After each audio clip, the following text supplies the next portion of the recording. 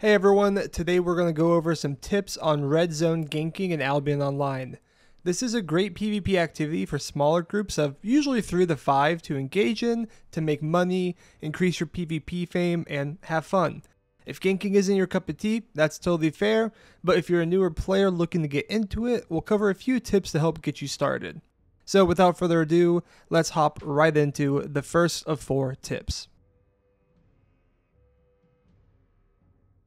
Tip number 1, you want to choose the right location to go. It can be kind of overwhelming to know where you should go red zone ganking if you are interested, and so here are some things to kind of keep an eye out for and some zones I recommend.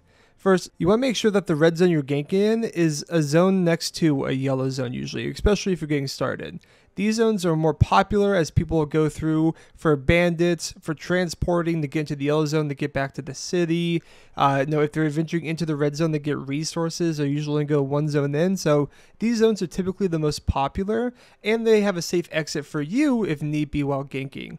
Additionally, these zones with the yellow right next to them usually have deposit chests right in those zones. So as you're a red zone ganker, you can quickly go to this chest, spend the silver if you need to be able to get the slots, and then deposit what you gank immediately so you can hop right back into the ganking and not have to go back and forth so far to get the stuff that you are gaining out of your inventory.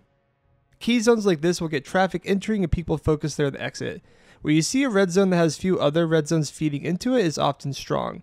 Also, unless you are wanting to gank in tunnels, avoid zones with tunnels that connect to them, as they are often avoided by many players and are big spots for other gankers. But if that's something you're interested, by all means go to that. If not, with all this in mind, you can see there are a few key spots on the map that will have high foot traffic while also being safer as a ganker.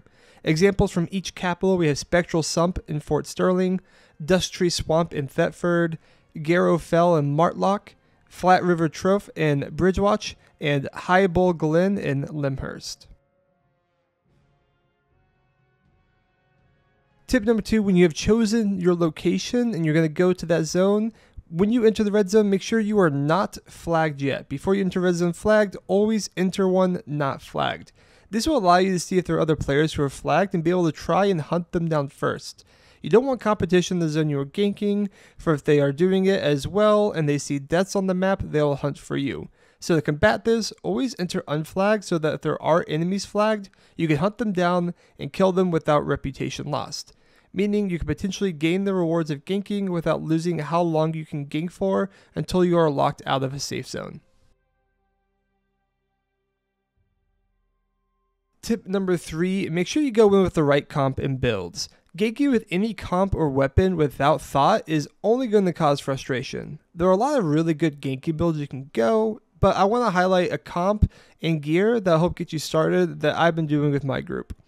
So typically the core of this is having a double blade and a fire staff combo. This combination works great on the initial lockdown while also having damage to kill and dismount. Double blade staff at the moment is an amazing gank weapon. The W stun paired with its movement speed increase and the long range E jump you can have really enable to catch an individual.